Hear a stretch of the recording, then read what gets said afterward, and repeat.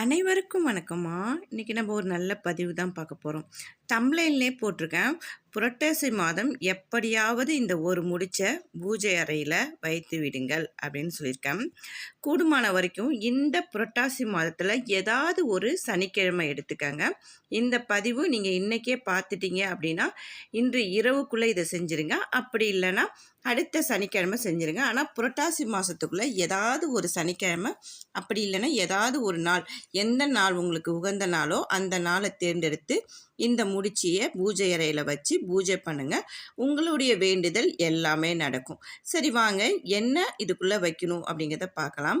உங்கள் வீட்டில் மஞ்சள் கலர் துணி இருந்தால் எடுத்துக்கோங்க. அப்படி மஞ்சள் துணி இல்லைம்மா எங்ககிட்ட அப்படின்னா வெள்ளை துணியை எடுத்து சதுரமாக வெட்டிக்கிட்டு அதை மஞ்சள் நனைச்சி காய வச்சுக்கோங்க. இது கூட நம்ம என்ன வைக்க போகிறோம் அப்படின்னா, இது பிரம்ம முகூர்த்தத்தில் தாங்க பண்ணணும். விடிய கிளம்புற காலையில் எழுந்திரிச்சு பண்ணிடுங்க. காலையில் எழுந்திரிச்சு குளித்து முடிச்சுட்டு நீங்கள் என்ன பண்ணுறீங்க, விளக்கேற்றிட்டு பூஜை அறையில் விளக்கேற்றி வச்சுட்டு நீங்கள் இந்த மஞ்சள் துணியை பூஜை அறையில் சுவாமி படத்துக்கு, பெருமாள் படத்துக்கு முன்னாடி வச்சுருங்க. வச்சுட்டு 9 1 நாணயங்கள் ஒரே மாதிரி இருக்கிற மாதிரி பார்த்துக்கோங்க. அந்த 9 நாணயங்கள் வச்சுக்கோங்க. அது கூட ஒரே ஒரு கொட்டைப்பாக்கு வச்சுக்கோங்க. கொட்டைப்பாக்குக்கு நம்ம என்ன வேண்டுனாலும் அது கொடுக்கக்கூடிய சக்தி கொட்டைப்பாக்குக்கு இருக்குதுங்க. அதனால் கொட்டைப்பாக்கு ஒன்று வச்சுக்கோங்க.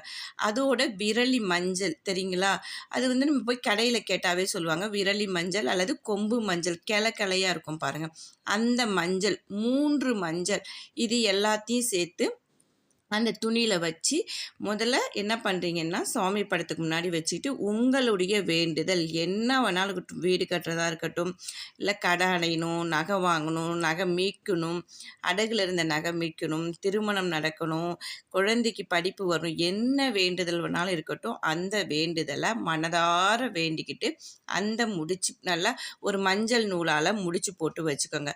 முடிச்சு போட்டுட்டு நீங்கள் உங்களுடைய பெருமாள் படத்துக்கு முன்னாடி வச்சுக்கோங்க. அதை எப்படி நீங்கள் வெள்ளிக்கிழமை செவ்வாய்க்கிழமை அதாவது தூபம் காட்டுறீங்களோ அதே போல் காட்டிட்டு என்ன பண்ணுறீங்கன்னா வச்சுக்கிட்டே இருங்க.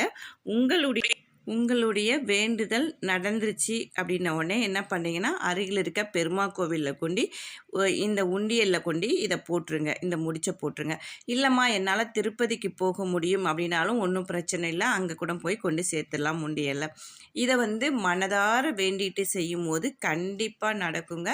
நம்பிக்கையோடு செய்யுங்க. நம்பிக்கையோடு செய்கிற எல்லா விஷயமும் நமக்கு நல்லதாகவே நடக்கும். அப்படிங்கிறதுக்காக தான் இந்த பதிவு நான் போடுறேன். இந்த பதிவு இன்றைக்கே உங்களுக்கு கிடைச்சிருச்சுன்னா ரொம்ப சந்தோஷங்க. இதை நீங்கள் செஞ்சு பலனடைங்க. வாழ்க வளமுடன்.